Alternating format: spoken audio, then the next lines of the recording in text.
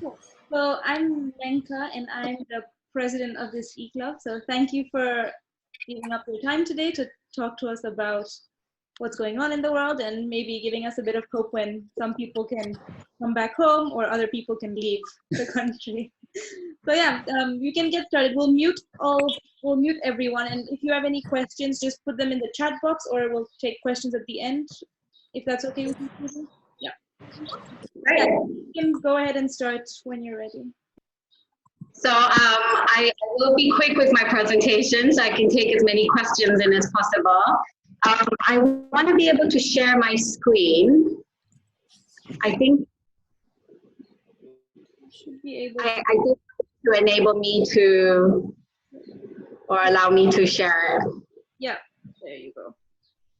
Thank you. Perfect. Please introduce yourself first so people know. I will. Yes, so hi everyone. My name, sorry, I apologize. So my name is Pooja Lalji. I work with the Rickshaw Travels.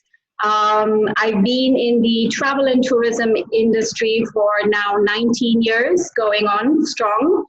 And I've been with the Rickshaw for 19 years. I was schooled and did everything in England, and I came back in 2002, and I've been here ever since. I started off as a junior consultant, so I worked my way up within the company, and yeah, so now I am the director of tours and some parts of some other departments in the company at group level. So at Rickshaw, we cover all of East Africa.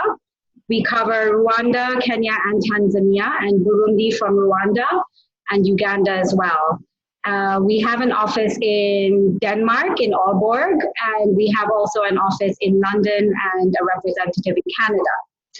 And so we try and amalgamate and encompass various forms of communication, so Zoom being one of them during these times to communicate with each other. So pretty used to this one. So if you have any questions, either, yeah, like Menka said, either through the chat box or at the end of the session, you can just raise your hand, or for those who are not on video, just do a waiver or something. So thank you for allowing me to come on and speak. I believe there's someone in the waiting room. I don't know, am I supposed to do something with that? Menka? Yeah, you just accept anyone who's in the waiting room. Okay. Because I give you those privileges, so you have all the power. Thank you. I appreciate that. Right, there you go. So I was asked to come about the future of travel and tourism within post-COVID era.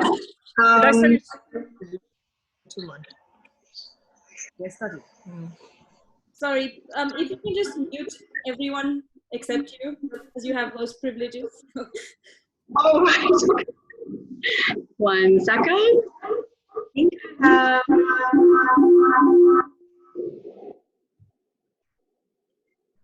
don't think I can actually, but yeah.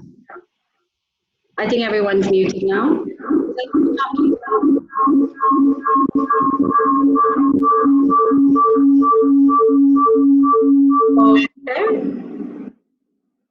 Okay, I think I've muted everyone, sorry. Right, so just very quickly talking about the impact of COVID-19 on the travel and tourism industry. I think we've probably been the most affected, if not the top 3 globally affected into industry with COVID. It's been an absolute disaster for some with this pandemic. You'll see me keep smiling because I try and stay positive through everything that we go through. So this is probably, after SARS and MERS and Ebola, this is probably the worst hit pandemic that we've had to cope with globally on a global scale. If you have a look, we've had in the first quarter of this year, we've had 67 million people a decrease in travel. So our tourist arrivals globally into what they would normally have traveled, especially over Easter, over the latter part of January, we've had 67 million fewer international tourist arrivals globally, particularly into the US, Asia and Pacific, and the European markets. They've been hit really, really badly. We've had 80 billion US dollars lost in the travel and tourism trade. This affects indirect and direct jobs, and that's just in the first quarter. So this is before the pandemic even seriously started hitting globally into parts of Southeast Asia, parts of Europe, and parts of North America. We've never ever seen this in recorded history. We've had 100% travel restrictions put on almost every country in the world. We have 163 countries, so this has hit really badly. I just put a little chart. All these figures have come from the United Nations World Tourism Organization. So if you have a look, globally on a world scale, the industry's been hit -57. So in Africa, we've been hit -44. We're not doing too badly compared to everyone else around the world. Some people have been hit so catastrophically that they haven't even been able to reopen after the lockdown has started lifting in phases in Europe and the States. Sorry. So with regards to Tanzania, because I'm sure everyone either is abroad and coming back or they travel back and forth, and most of us live here, 90% of our accommodation and travel have been closed since March 2020. So since I would say since mid-March, 90% of our travel and tour related businesses, meaning hotels, lodges in the northern sector, camps in the southern sector, hunting companies. There's been quite a lot, travel agencies, tour operators, city hotels, as you can see, the Serena and Hyatt, Rotana, Southern Sun, they've all been closed down since then. A lot of them, because the virus is, sorry, I just need to admit someone. Because the virus is starting to slowly, very slowly, gradually calm down here, the TCAA have opened up our airspace 48 hours ago, 2 days ago, and there aren't any airlines commercially flying in yet, but we expect there to be post-Eid some announcements of certain airlines. For me, I have had confirmation that KLM is flying in on the 2nd of June, only into Dar es Salaam for starters. And Ethiopian Airlines, I will predict, they were the last ones to stop flying, so I predict they'll be the first ones to start entering the airspace to fly in. I have been speaking to a lot of hotels over the last 10 days, and a lot of them within the city center, like Serena, like the Hyatt, are planning to open up in phases post-Eid, which is next Tuesday, Wednesday. So Sunday, Monday, or Monday, Tuesday will be Eid holiday. So post that, I think there will be phases in opening up. By phases with the hotels and lodges, I mean that they will probably open up a certain floor to start with, 1 or 2 floors. They'll open up 1 restaurant instead of all 2 or 3 restaurants that they may have. So it'll be in phases like that, and we'll have to see how it goes and monitor the number of cases and virus, the outbreak within. If we do actually at Rickshaw have a link that gives constant updates, but it's on a global scale, not just a Tanzanian scale, because we have offices everywhere that we need to service as well. But it's called rickshawtravels.com/COVID-19. And that gives you an update on all the airlines that are currently thinking of flying, that might be flying. And what we've done is our travel team have taken all the updates from all the different airline websites and put it on one site. So you don't have to keep monitoring 1,000 different sites. So it makes it easier for people. Sorry. Yeah, this is my own crystal ball, because I know we can't always publicly talk about what we forecast and what's going to happen next. I don't want to get into any trouble. So this is my Pooja's crystal ball and what I think is going to happen going forward within the industry. Things are going to change. I suspect that domestic tourism and travel is going to be the first thing that starts lifting. We're going to have a lot more people having been under a semi-lockdown, so to speak, wanting to get out of the house for a few days, just to get out and get some fresh air and go out and do something fun with the family or with the kids. So I think that a lot of people will want to fly within the region or within your country first. This is what we're suspecting will happen within the East African region. We've already managed to get a lot of special rates for residents and East African citizens with different lodges and hotels coming up. I think speaking to a lot of the lodges and hotels, they are changing their SOPs, the standard operating procedures. So they are going to be having a less buffet and more a la carte and room service. When you do have a buffet for the smaller kind of places for, certain kinds of groups and stuff, they will have individual portions and not big volumized mass catering, so that you're taking a spoon and you're not touching the same spoon. All staff and clients will have thermal checks entering the lodges or hotels now. They will disinfect rooms as soon as you depart. And masks and gloves are going to be a must for all staff. And I think clients as well will be asked to wear masks when they come into the establishments. In terms of airlines, I am also part of TASOTA, which is the Tanzanian Society of Travel Agents, and I'm on the board for that.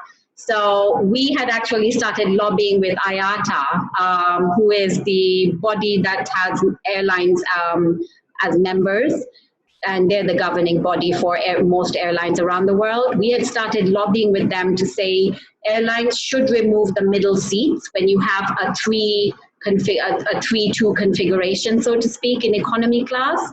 But a lot of airlines don't see that as a proactive measure, only because they lose revenue with that.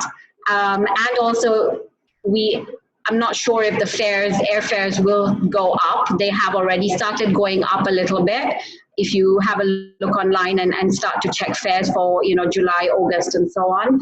But removing the middle seats creates a little more social distancing. So that is something that is still being discussed. I don't personally think it's going to happen because, every airline is going to look at their revenues because they've had 4 months of literally no revenue. So I'm not sure that that's going to actually happen. Disinfecting seats and the aircraft in general, they're going to be starting to use a spray, not just a vacuum cleaner when they vacuum the aircraft. There will be a spray that they use on top of the seats, and that will just kind of sit and change. It will be like a Lysol, if you have like a disinfectant spray. And then changing air filters after every single flight, which Emirates and Qatar were already doing before they stopped flying into Tanzania as well. Service with masks and gloves will start taking place more and more. And testing of COVID at airports. Doha has already started doing it with Qatar Airways. Emirates have already started doing it with long-haul flights as well. So these are certain things that might change and will change as we go forward. We were going to have a life before COVID, pre-COVID, and our norm or new norm post-COVID is going to completely change the eyes and the way we travel. A lot of the EU have been talking about having a testing service whereby you need a certification when you travel within the EU from 2021. And they're hoping to put this into place from November 2020. Personally, it's not something that I see successfully happening, especially when you have the American market. You've got certain countries that are very that believe very strongly in the democratic way of life. So they may not approve of having their, themselves tested at an airport in a public area and then having to carry a COVID-free certification. Also, there's been arguments of, even if you do carry a certification, my argument is it doesn't mean you could still be carrying it because you have a 2 to 14-day incubation period. So you could still be carrying it and passing it along, but you won't get the symptoms till after 2 weeks, 10 days to 2 weeks. So it's a little bit of an iffy one, that one. So I wait to see what happens with the airline there. In terms of the tourism side and what Rickshaw is doing, and I've been urging on the TSOTA level other companies to do as well, is to change their SOPs, change the way we work, relook at everything that we do in every way that we do it. So looking at our drivers and our guides, we have an operation in Arusha, which is fully safari outfit. So hand wash, a disinfectant, prior to entry to the office, to the vehicle. You have to have your vehicle installed with sanitizers, gloves, and all the right equipment that you need. Everyone needs to be wearing masks. We put additional masks in case anything gets soiled or dirty.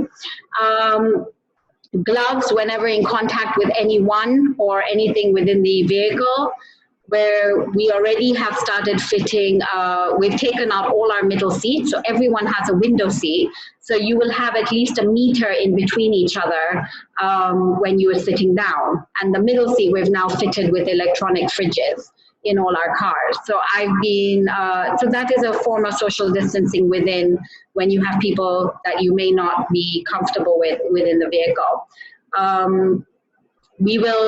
We have only been doing private safaris, but I've been asking the larger companies who do shared safaris to maybe cut down on the shared safaris and do tailor-made safaris more. This is going to increase the cost of safaris in general. Not that they were cheap anyway, but hopefully we're going to try and look at different avenues where we can cut costs and save on that. I think people need to look at the accommodations they stay at. This is where your costs might go up slightly.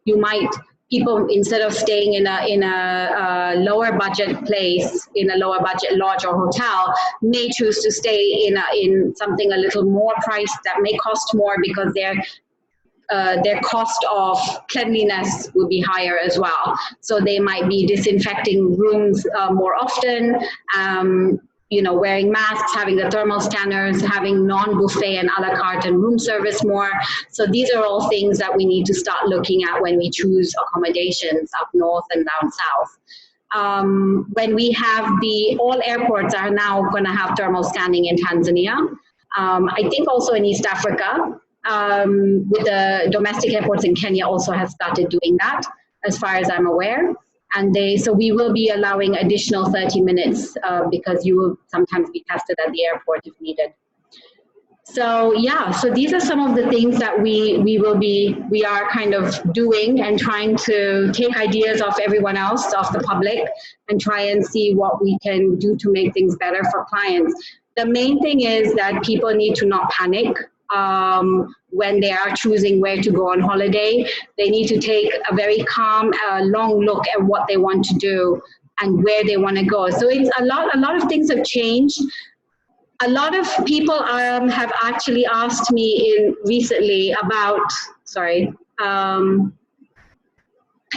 lot of people have actually asked me about when travel does start again, what are the airlines that we should be traveling on? What are the kinds of things that we should be looking out for? And I think the main thing is a lot of the airlines have still not released their SOPs, so to speak, post-COVID. A lot of them are, when COVID happened, everyone in the tourism, including airlines globally, started scrambling to try and get whatever they could done and try and cope with the pandemic. So I think the main thing is trying to see who is changing their air filters, what are they doing about the seating arrangements, how are they serving meals on flights. These are things that are important. Our national carrier has changed their SOP so quickly. I mean, they've done a fantastic job. Air Tanzania is already wearing masks, they're wearing gloves, they're serving in the right way for the domestic flights as well. So it's been a real eye-opener to see how fast people change. We are going to have to change the way we all work, and unfortunately, that's just the way it is. So, yeah, so thank you. I'm ready for any questions if anyone has any.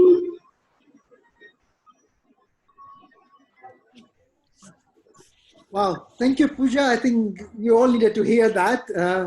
And I think, let me just tell, I think Pooja is one of those who believes in the unicorn and spreading positivity. And this is exactly what sort of came out of this thing. Because I think people like us, I think we also had those withdrawal symptoms of not traveling and not even knowing when we can be on the plane again. So yeah, I think that has been, and I think we also look forward to maybe more domestic travel, and hopefully it's more affordable than what it used to be in the past, at least to start with. And I think we just need to support the local economy.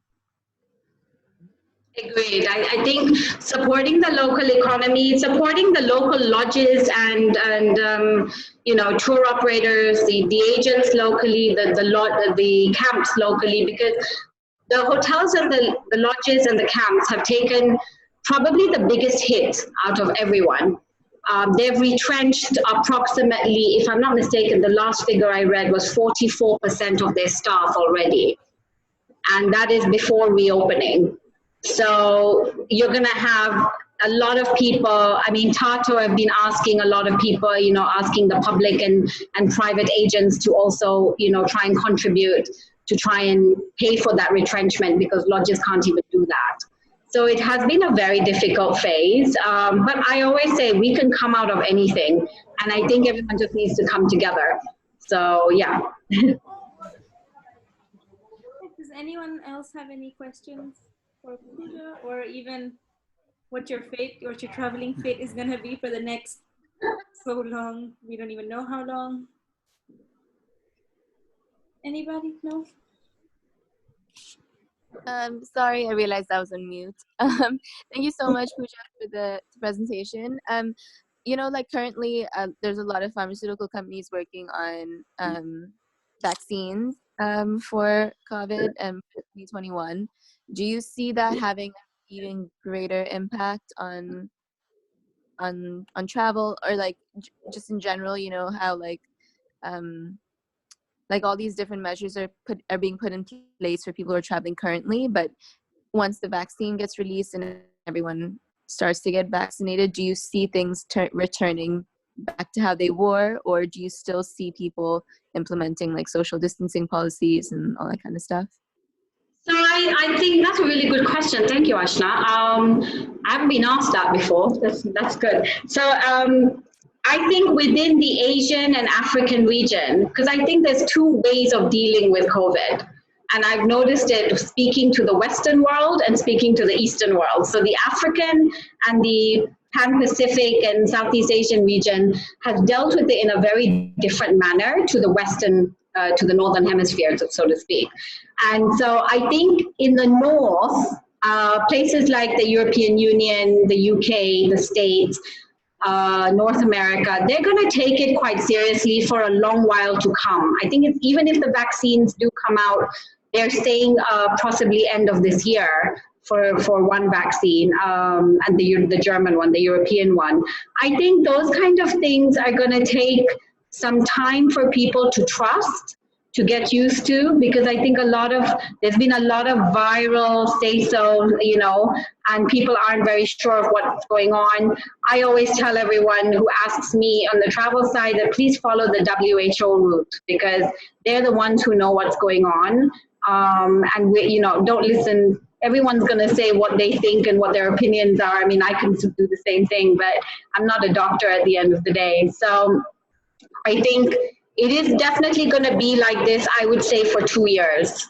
We're going to have to follow the post-COVID way of life for at least 2 years. That's my prediction in the travel field. Yeah, I think that makes sense. And even, yeah, and I feel like there's so much media, like propaganda and things covering COVID, that it's difficult to kind of have an informed opinion unless you're following like reliable sources. Yeah, I mean, WHO have a fantastic WhatsApp group that you can join if you go into their website, and they update you on whatever you want updates on a weekly basis. And it's a fantastic WhatsApp group. It's a global one. So if anyone wants to join that, go into their website and you can join that and get updates accordingly. Cool. Agnes asked, do you think if travel agents and insurance companies will come out with a health insurance package for travelers as COVID as a pandemic is not covered? At the moment, this is funny because I had 2 Kilimanjaro agents ask me this yesterday on email because they're having a call today as well about something like this. The insurance companies at the moment are not, like I've spoken to AAR and a few others, they're not covering COVID, as you know, because of the force majeure side, and this is like an act of God type thing. But they are not looking to cover it. They're not sure how to go forward to cover it. So I think this is something they're looking into. There is a European agency. So COVID can be covered not necessarily through your travel insurance. It can be covered through your medical insurance. So some of you who may live abroad who have international insurance like Bupa does cover COVID at the moment. I think Aetna as well. And so there are a few PPP as well. So there are a few medical insurance companies that will cover COVID to a certain extent, depending on what cover you have. In terms of the travel insurance, they will not cover COVID at the moment. The reason for that is that because if you get sick, it's like an airline. If you get sick and you sue an airline, they will not take responsibility for you getting COVID because you could have got it on the flight or on the airport or to a friend before you left your country or anything like that. So I hope that answers your question.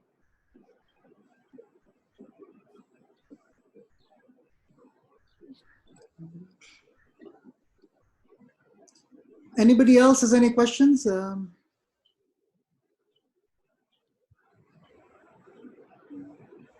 Come on, guys, we must have a lot more questions to travel. Is anyone stuck abroad and they need to come back? Or stuck here and they need to get out? Because there are some repatriation flights happening in the next few weeks as well. So while we wait for airlines to start flying commercially. So if you need any help or assistance with that, you can pop me an email. You can email me at sales@rickshawtravels.com or at pooja@rickshawtravels.com. Yeah, I've been battling whether I should stay here or go back to London. It's like, what do I do? It's probably safer to stay put than travel right now. Menka, for you, I think what I would suggest is if you don't have to travel right now, I would wait.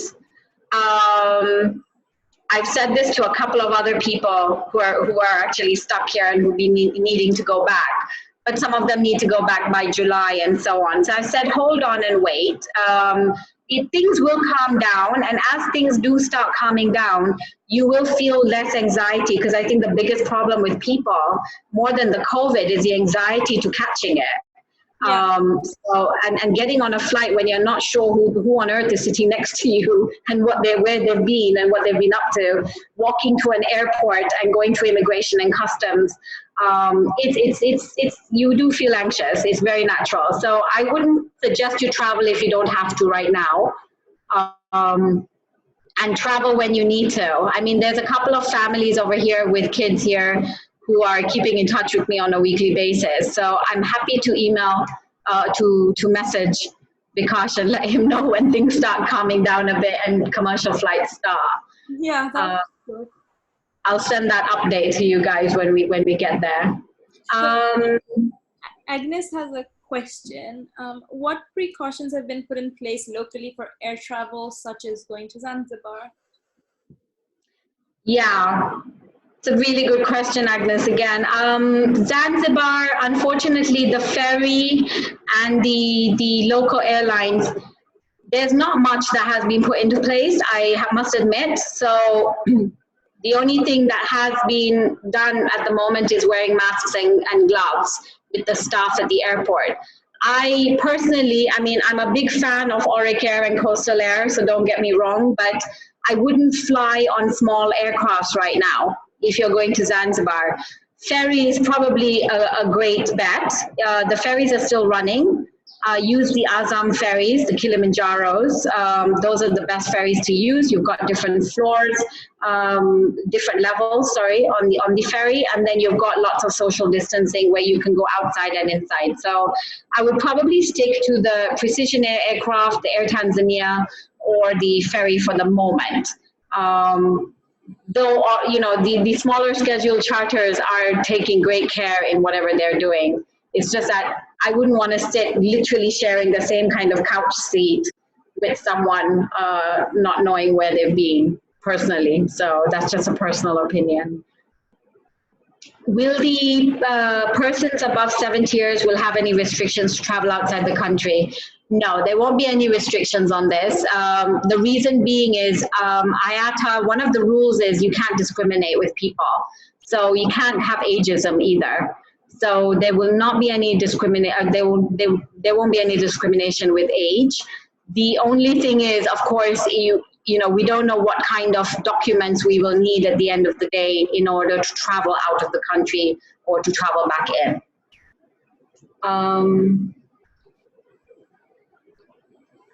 Yes, Abu Nuwas. So you mentioned about the 1 hour extra. Well, to be honest, pre-COVID, I traveled to South Africa a lot for meetings, and whenever I've been to Joburg, it's taken me more than 2.5 to 3 hours to get out of immigration there because of the queues. So I think that even with COVID, it's post-COVID, it's going to be about the same. It really depends on the kinds of how they're going to register people in terms of the little kind of registration and the contact books.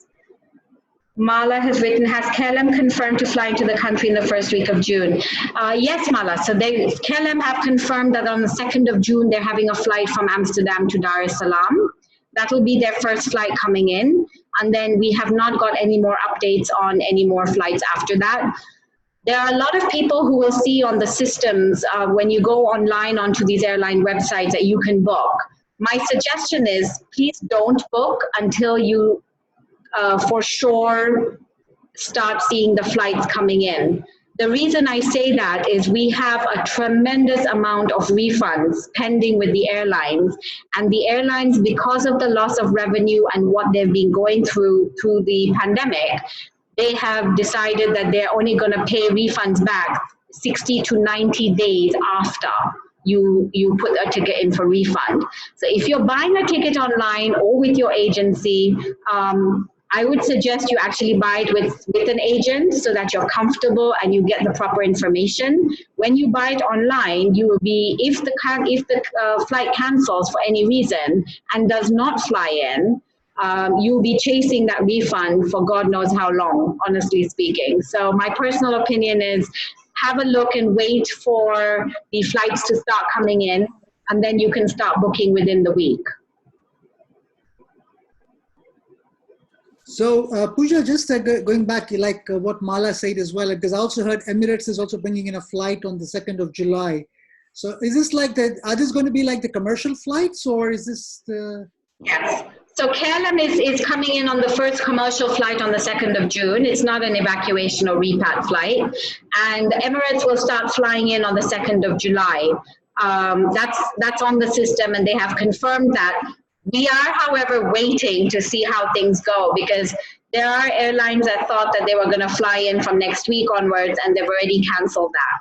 That's why I said don't book anything until you know for sure that it is flying. Just because it shows on the system, on their online sites, it doesn't mean that they will end up actually flying in. So we need to kind of keep monitoring the situation and see how it goes. Having said that, the flights that do come in, we don't think that they will be daily anymore, at least for 4 to 6 months. It might be that instead of flying every day, Swiss might or Emirates might fly in 3 or 4 times a week instead. So you do need to just be aware of that. It probably will not be daily flights with a lot of the airlines because they don't feel that they're going to be able to fill them in. All right, thanks. Yeah. Any more questions from other members? Yeah, sorry, I have one more. So you know how it takes around 2 weeks for people to show symptoms and all that, which is why they were encouraging travelers to self-quarantine for 2 weeks. So even after, and you may not know the answer because I feel like this might be at a more of a government policy level. But do you have an idea of whether like quarantining policies will still be in place? Like once you travel somewhere, you have to wait 2 weeks before you can actually go out, and like are they going to monitor that and stuff? Actually, that's a question I was asked last week on the TESOTA level. So yes, I have spoken to some EU members and some of the European travel agents in the UK as well. They are going to monitor the situation. I mean, we already have lifted, there's no quarantine in Tanzania now. The quarantining will start being lifted, I would suspect from June, July with a lot of countries, because people are starting to ease lockdown in phases, and this will be probably in the phase 2 part. Australia has already, I think, also started lowering the restrictions on the quarantining as well. So yeah, I think it will change, and it may not be 14 days, or they may tell you to go and self-isolate in your homes for a week. It might come down to 7 days. I see. I think Chelsea said, if Emirates starts to operate again from Australia back to Tanzania, would it be safe to fly right now, or when would you think would be the best time to start flying if you aren't in a rush? Also seeing that Australia hasn't had that many cases, particularly the state I'm in WA. Okay, well that's great that you haven't had that many cases up there. Actually, I've been in touch with the Australian ambassador because we did our first repatriation flight as Rickshaw and Qatar Airways last week, and we had 7 Australians fly on that back to Melbourne. But it is safe to fly. Look, I think it isn't going to change anything. Whether you fly tomorrow or you fly in 3 months from now, the only thing that will change is the way the airline is operating and the airports operate.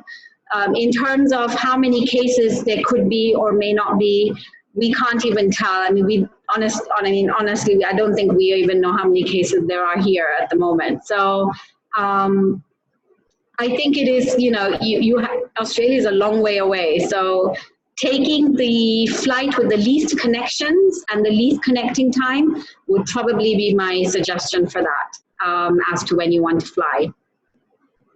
We have another question from Akshay, who's asking, for those who had applied for visas for countries such as the UK or US but could not travel due to the lockdown, will they get free extensions for visas, or do they have to reapply? Great question, Akshay. So with the US and the UK and Canada, these, and I think the EU, but don't quote me on the EU one because I have to find out. But the rest of the countries, yes, you should be able to get free extensions on your visas. What you do need to do is go back on the link and put a query in with your visa number. Or what you can do is email the embassy locally. I assume you're in Tanzania, so email the embassy locally and find out what you need to do for that. And they will tell you, according to the kind of visa that you have, what you need to do, whether you need to reapply or most people are giving free extensions. Dubai is giving a free extension for anyone who's stuck there and who's had to overstay their visas and stuff like that. So there's a lot of leeway. I have a PR in England, for example, and I'm not going to be able to go back within the 6-month period I normally go back in. I know that that's not an issue for the British High Commission. So it's the same kind of thing. I think you just need to contact the embassy and make sure they're aware of your situation. I think Ramesh asked about Turkish Airlines. So Turkish Airlines updates, we have on our website on the COVID-19 link that Turkish Airlines is supposed to fly from the 28th of May. They're flying out of Turkey from the 28th of May, but it does not mean that they're going to be flying into Tanzania. So I don't predict that they will fly before the middle of June into Tanzania, into Dar. But if you have any sort of tickets or anything like that, suggest you contact the airline or send an email. That's the best thing, because I think they are closed over here at the moment. Lena said, any idea when the next repatriation flight from Mumbai is scheduled? From Mumbai, at the moment, nothing is scheduled. I actually spoke to Air Tanzania yesterday. They had a lot of problems getting permissions with the first flight because India is still on an extended lockdown. I think this is the 4th extension for them. So as long as they're still under a semi-lockdown over there, I don't think it'll be very easy to get another repat flight from Mumbai coming in. They are not looking at it at the moment, the national carrier. And that will probably be the best bet because that's the most direct one. There are repatriation flights from here to India, to various parts of India. So if you are looking at something like that, there is ex-Dar es Salaam. From Mumbai, I don't think there will be one in right now. I can let Vikash know, and he can let you know if I hear anything for that.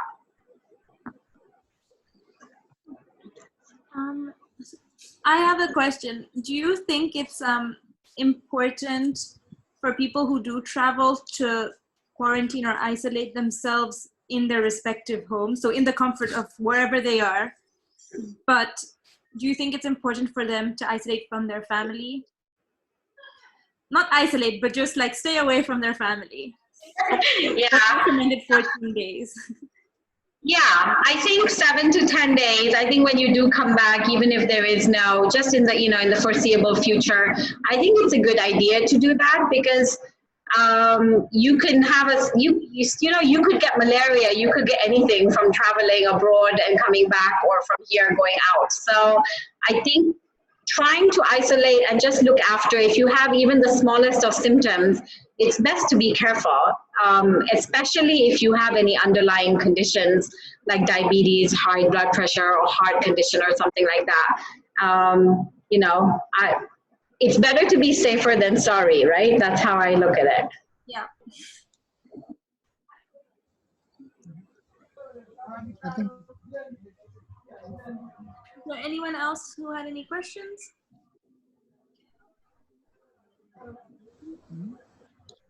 right. I think there's no more questions. Anybody else with any questions for Pooja? No? Anyway, if you have anything later, I can just let me know and I'll share you Pooja's number or email, and then you can get in touch with Pooja. Pooja, what can I say? Thank you so much. It was a very informative session. I think we all wanted to hear something straight, from your thing. And yeah, and let's hope and what the new normal will be and how the travel will look in the future. But please keep us updated with anything that comes through, and I will share with the group. Yeah, once again, thank you for your time. Thank you. Thank you so much. Thank you, everyone. Thanks for listening. Bye. Bye. Thank you, Rotarians. Also, we had some new Rotaractors today with us. Thank you all so much for joining, and yeah, we'll all be in touch. Thank you. Thank you, Pooja.